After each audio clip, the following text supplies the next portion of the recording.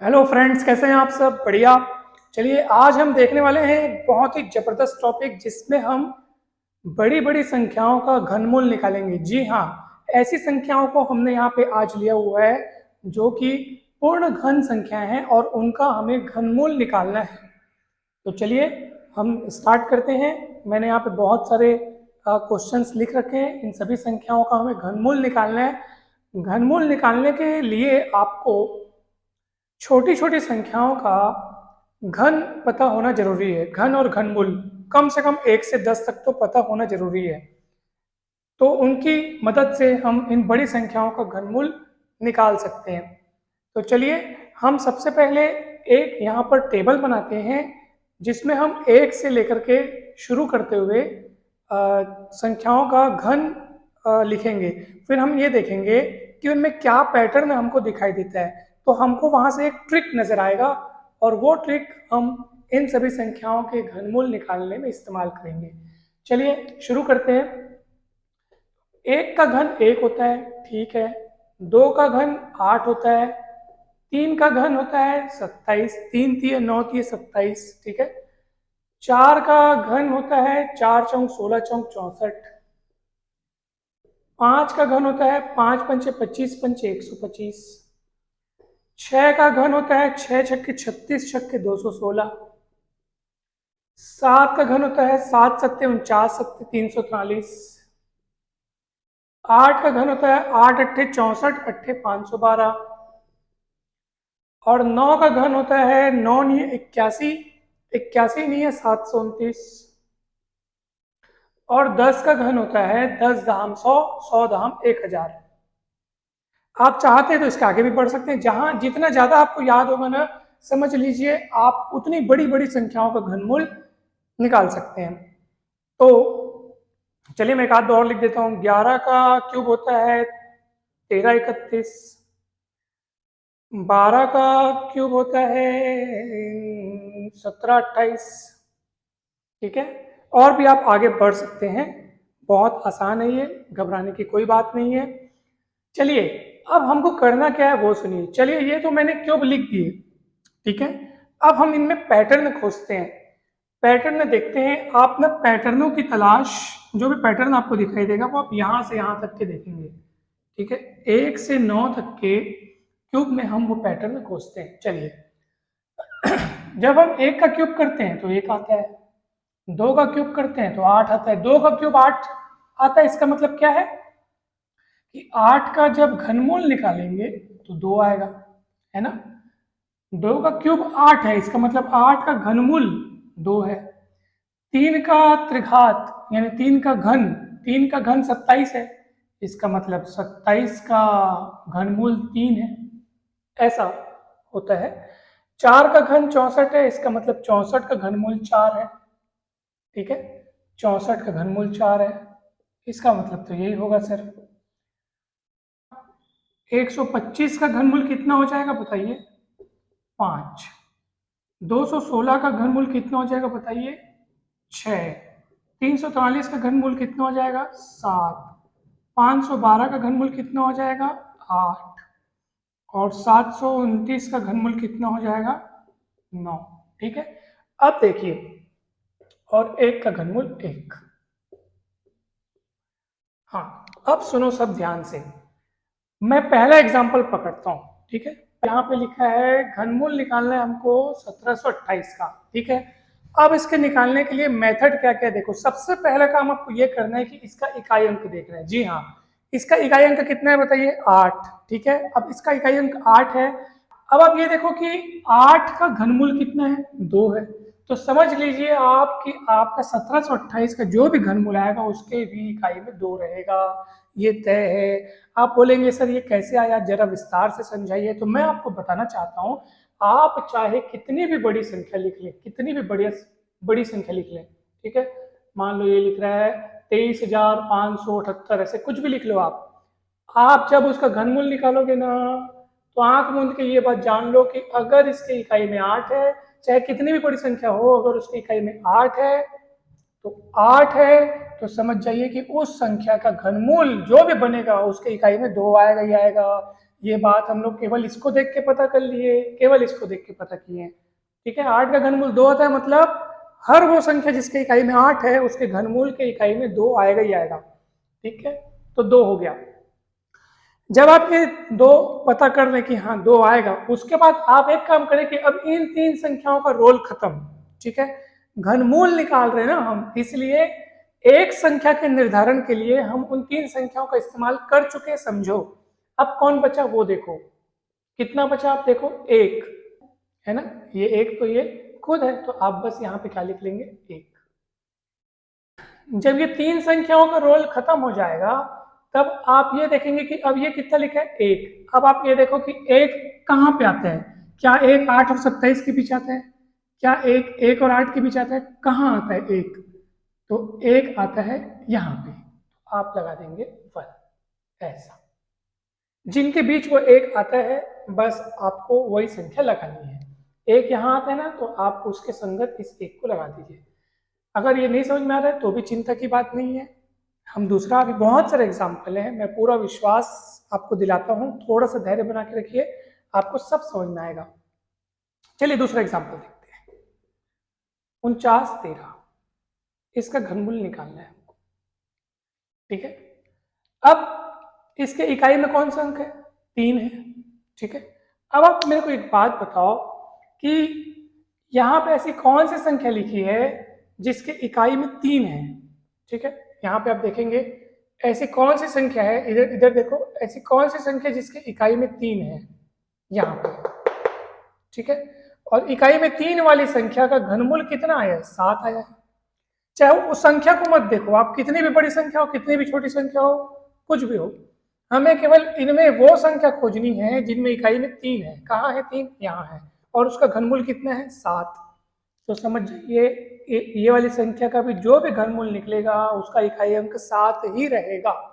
ठीक है, ये टेबल इसीलिए बनाया गया है, और इसीलिए आपको कहा गया है कि कम से कम 1 से 9 तक 10 तक के घनों को और उनके जो घन हैं उनके घनमूलों को, मतलब इनको याद रखें।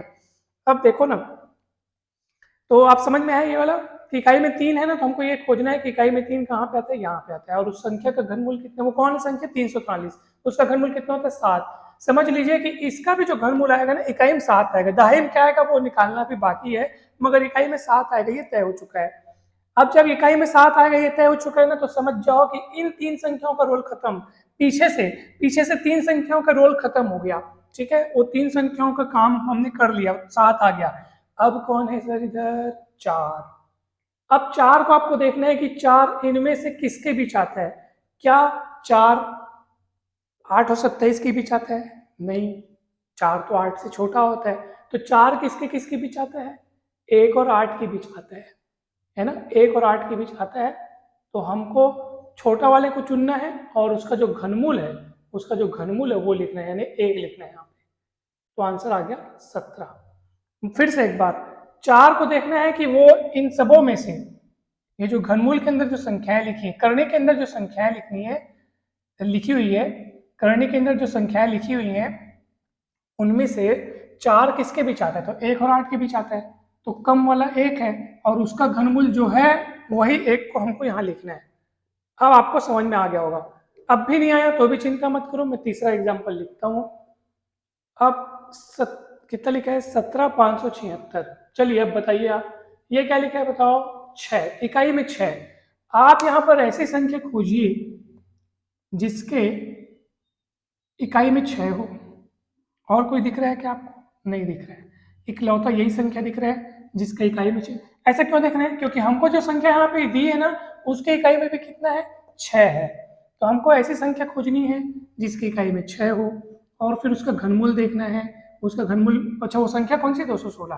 खैर संख्या तो कोई भी हो, घनमूल कितना है, तो उस संख्या का घनमूल 6 आ रहा है। समझ लीजिए कि इस संख्या का भी अगर हम लोग घनमूल निकालेंगे ना तो उसका इकाई अंक 6 ही आएगा, ये एकदम तय है। तो इससे अब क्या ट्रिक बना, चाहे कितनी भी बड़ी संख्या हो जाए, अगर उसका इकाई अंक 6 है तो उसके घनमूल का भी इकाई अंक 6 होगा। और इस बात का सबूत हमको इस टेबल को देख के मिलता है कि सर इकाई में 6 है तो 6 आएगा ही आएगा। अब जब इकाई वाला अंक आपने निर्धारित कर लिया है, जो घनमूल वाला आंसर आने वाला है उसका इकाई अंक आपने निर्धारित कर लिया है, तो अब आप इन 3 अंकों को भूल जाइए, इन 3 अंकों का काम समाप्त हो गया। अब कौन बचा आपके पास? 17 बचा ना। अब इस 17 को देखो कि ये 17 इन संख्याओं में किनके बीच आता है? 17, क्या 17 1 और 8 के बीच आता है? नहीं। क्या 17 8 और 27 के बीच कहीं है? हाँ, 17 जो है 8 से बड़ा है, 27 से छोटा है, यानी इनके बीच है। तो जब इनके बीच है तो हमको कम वाला लेना है, और उस संख्या का घनमूल याद रहे वो संख्या नहीं लिखनी है, चेक ये करना है कि किनके बीच है। जब चेक हो जावे तो उस संख्या का घनमूल जो है, जो घनमूल है उसको यहाँ लिखना है। तो जब पता चल चुका है कि 17 किसके बीच है, 8 और 27 के बीच है कहीं ना कहीं, तो हमको कम वाला चुन करके 8 को मत लिख देना, वहां पे क्या लिखना है, उस 8 का घनमूल लिखना है। तो कितना लिखना है यहाँ पे? 2 लिखना है, और ये आपका आंसर आ गया। अब तो आपको पक्का समझ में आ गया होगा, एकदम निश्चिंत होकर के आप बिल्कुल हाँ कह सकते हैं कि हाँ सर समझ में आ गया है। अब भी नहीं आया है तब भी कोई चिंता नहीं है, आप बस अगला एग्जाम्पल देखिए। देखो, मान लीजिए लिखा है 39,304 का हम लोग को घनमूल निकालना है। इकाई में क्या दिख रहा है आपको? 4 दिख रहा है। आप यहाँ पर ऐसी संख्या खोजिए, ऐसी संख्या खोजिए जिसकी इकाई में 4 हो। कहाँ है? कहाँ है? ये रहा। तो इसकी इकाई में 4 है और वो संख्या 64 है और उसका घनमूल 4 है। तो आंख में उनके समझ लीजिए कि इसके घनमूल का इकाई अंक भी 4 होगा। यानी क्या ट्रिक मिला आपको? चाहे कितनी भी बड़ी संख्या हो, चाहे वो 64 हो, चाहे वो 39,304 हो, चाहे कैसी भी बड़ी बड़ी संख्या हो, अगर इकाई में 4 है ना, अगर पूर्ण घन संख्या है, भाई ये जितनी भी बातें हम कर रहे हैं पूरा पूर्ण घन संख्याओं के लिए कर रहे हैं, तो अगर वो पूर्ण घन संख्या होगी तो समझ लीजिए कि अगर उसके इकाई में 4 है तो उसके घनमूल की इकाई में भी 4 ही होगा। तो ये 4 हो गया। तीन संख्याओं का रोल खत्म करो। अब कौन बचा? 39। अब आप ये देखो कि 39 किसके बीच आता है? क्या 39 8 और 27 के बीच आता है? नहीं सर। क्या 39 27 और 64 के बीच आता है? हाँ सर। 39 जो है 27 और 64 के बीच आता है। हमको कम वाला देखना है, और कम वाला देख करके उस संख्या का जो घनमूल है 3 को लिख देना है यहाँ पे आप। ये आपका आंसर आ गया। क्या कठिन है बताओ तो भला, कुछ कठिन है तो बताओ, कहाँ कठिन है बताओ। आपको अगर इस टेबल से मिलाते नहीं बन रहे तो आप इस टेबल से मिला लो, क्या दिक्कत है? बहुत सरल है। इस टेबल से मिला लो, आप जहां से आपको मिलाते बने। आप चाहो तो इसको ऐसे भी देख सकते हो कि इकाई में 4 है ना, अब ये इकाई में 4 है, इसका मतलब क्या है कि इधर देखना है कि आपको इकाई में 4 किस में है। इकाई में 4 किस में है? 4 किस में? यहाँ पे है। ठीक है, इकाई में 4 यहाँ पे है और उसका घनमूल 4 है, तो उसको देख के 4 लिख दिए। 3 संख्याओं का रोल खत्म हो गया। अब ये जो 39 बचा है, ये 39 इन दोनों के कहाँ गया? इन दोनों के बीच में है, तो हमको कम वाला लेके उसको वो वाली संख्या को लिख देना है जो घनमूल वाली संख्या है। 3 का घन 27 है तो 27 का घनमूल 3 हुआ, तो 3 को लिख देना है। तो आपको जैसे समझते बने आप वैसे समझिए। चलिए हम अगला एग्जाम्पल देखते हैं। चलिए नेक्स्ट देखते हैं, समझ में आ जाएगा। आप लोग प्लीज ध्यान दीजिएगा जरूर। अगला एग्जाम्पल है 25,047, 25,047 और इसका घनमूल ज्ञात करना है। चलिए आप लोग बताइए कैसे बनेगा। सबसे पहले आप इकाई का अंक देखो 7। अब ये देखो कि 7 यहां पर कहाँ है? ये रहा 7। ठीक है, अब 7 वहां पे है तो उस संख्या का घनमूल कितने? 3 है। तो डेफिनेटली ये मान के चलो कि इस संख्या के घनमूल का इकाई अंक भी 3 ही होगा, चाहे संख्या कितनी बड़ी क्यों ना हो जाए। इकाई में 7 है तो घनमूल की इकाई में भी, मतलब इकाई में 7 है तो समझ जाइए कि घनमूल के इकाई में 3 होगा, क्योंकि यहाँ पर जो हमको संख्या दिख रही है 27 के रूप में, उसका घनमूल 3 है, तो यहाँ पे भी 3 होगा। अब इन 3 संख्याओं का रोल खत्म, और ये जो 3 संख्या बची 250। अब 250 को आप देखो कि ये 250 किसके बीच आता है? क्या ये 250 125 और 216 के बीच आता है? नहीं सर, 250 तो 216 से भी बड़ा है। क्या ये 250 216 और 343 के बीच आता है? हाँ, 250 जो है 250 जो है 216 से बड़ा है, लेकिन 343 से छोटा है, तो इन दोनों के बीच आता है। जब इन दोनों के बीच आता है, ये तय हो गया, तो आपको कम वाले को लेना है और उसके घनमूल अर्थात 6 को लिख देना है। ठीक है, आंसर आ गया, आंसर आ गया सर, इसका घनमूल यही होगा। चलिए नेक्स्ट देखते हैं। नेक्स्ट में क्या है आपके पास? 912 673 कैसे करेंगे सर बताइए? 3 कहाँ पे इकाई में 3? देखो जरा, देखो जरा, देखो यहाँ पे। और उस संख्या का घनमूल कितना है? 7। समझ लीजिए इस संख्या के घनमूल की इकाई में भी 7 आएगा। 3 संख्याओं का रोल खत्म हो गया, 912 बच गया। 912 बच गया तो वो कहाँ है? 912। अब देखो यहाँ पे 10 का क्यूब 1000 है, इसका मतलब 1000 का घनमूल 10 होगा। और ये जो 912 है वो 729 और 1000 के बीच में कहीं ना कहीं है, तो क्योंकि 912 729 से बड़ा है और 1000 से छोटा है, तो हमको ये पता चल चुकने के बाद आपको छोटा वाला लेना है और छोटी वाली संख्या का जो घनमूल है, ठीक है, यानी कि 9 आपको लिख देना है, यानी कि इस पूरे का घनमूल कितना होगा? 97 होगा। ठीक, समझ में आ गया? आगे बढ़े। अब देखो, और देखो अगला एग्जाम्पल कितना लिखा है। अगला लिखा है आपके पास 55 13 68।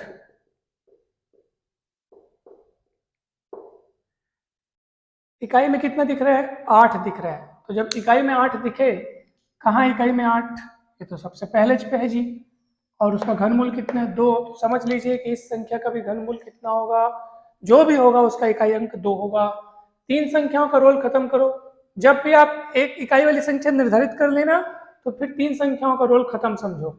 अब इन तीनों को देखो, 551 किसके किसके बीच है? क्या 551 इनके बीच है कि इनके बीच है कि इनके बीच है? किनके बीच है? 551 512 से ज्यादा होता है, लेकिन 729 से कम होता है। हमको कम वाले को देखना है और उस संख्या का घनमूल जितना है उसको लिख देना है। 82 आ जाएगा आंसर। 8 को लिख दिए, 82 आ गया आंसर। कितना सरल था बताओ भला। और आप लोग बोलते हो कठिन है, कितना सरल है बताओ। चलो अगला देखते हैं। ओ अब तो बड़ी संख्या है, 106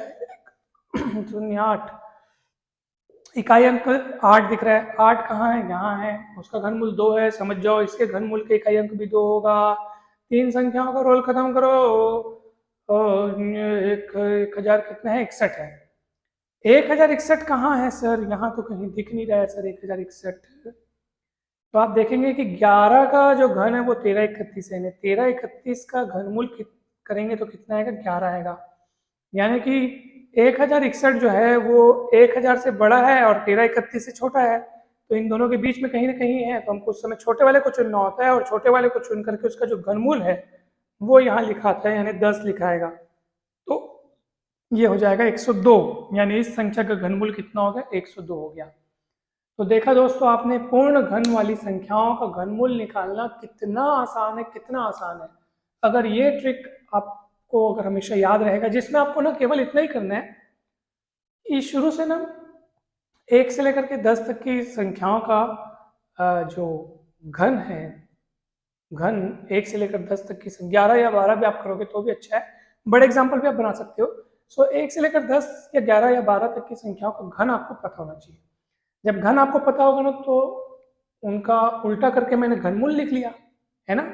और उसके बाद जो भी मुझे संख्याएं दिख रही है उसके इकाई अंक को देख करके, फिर इसके इकाई अंक से मैच करके जो घनमूल में संख्या आने वाली है उसके इकाई अंक का निर्धारण मैंने कर लिया। ठीक है, कितना जबरदस्त प्रोसेस है ये। और उसके बाद 3 अंकों का रोल खत्म हो गया और फिर बचे हुए जो भी अंक, 1 अंक 2 अंक कितना भी जो बच गया है, उसको देखा कि वो किसके किसकी पे चाह रहा है। जिसके भी चाहता है फिर उसमें से कम वाले को चुन के उसके घनमूल वाले अंक को लिख देना है। यही ट्रिक है दोस्तों, और कुछ भी नहीं है। सो मैं आशा करता हूँ कि वीडियो आपको अच्छा लगा होगा। मैंने जितना मेहनत हमसे हो सका हमने किया, फिर भी थोड़ी बहुत हो सकती है मिस्टेक हो सकती है, भूल हो सकती है। तो आप मुझे प्लीज़ बताएं कि कहीं मुझसे मिस्टेक हो गई हो कैलकुलेशन में या कुछ बताने में, जो भी है आप मुझे बताएं ताकि मैं नेक्स्ट वीडियो में उनको सुधार कर सकूं। और वीडियो अच्छा लगा हो तो ज़रूर लाइक करें, चैनल को सब्सक्राइब करें, वीडियो को शेयर करें। आप सबका बहुत बहुत धन्यवाद।